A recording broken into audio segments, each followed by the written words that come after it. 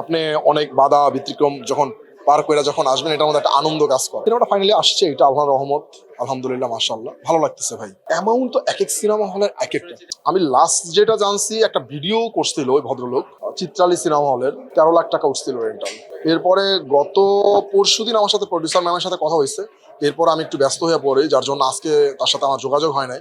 Last আপডেটটা কি আমি আজকের জন্য জানাতে পারতেছি না, বাট 100+ হয়ে গেছে সিনেমা হল, এই পর্যন্ত এখন পর্যন্ত খবর আছে। আমার কাছে মনে হয় না ভাটা পড়ছে। আর একটু ঝামেলা তো ছিলই মাঝখানে, অনেকটা সময় একটু ঝামেলা পোহাইতে হয়েছে। তো দেখেন, এই ঝামেলা ফেস করবো না প্রমোশনের। সিনেমাটা তো অনিশ্চয়তার মধ্যে পড়ে গেছিল। এরপরে তো আসলে দেখেন, প্রমোশন তো চলতেছে। কালকেও আমরা একটা গান দিলাম, আজকেও আমরা একটা গানের টিজার দিলাম, কালকেও আমাদের প্ল্যানিং আছে, চাঁদরাতেও আমাদের প্ল্যানিং আছে, ঈদের দিনেও আমাদের প্ল্যানিং আছে। তো আমাদের প্ল্যানিং চলতেছে আর কি। এইটা আসলে ওনারাই ভালো বলতে পারবে যে গ্রেডিং সিস্টেম যেহেতু আসছে, তারপর সেন্সার বোর্ডের কাজ কেন হচ্ছে, তাই তো।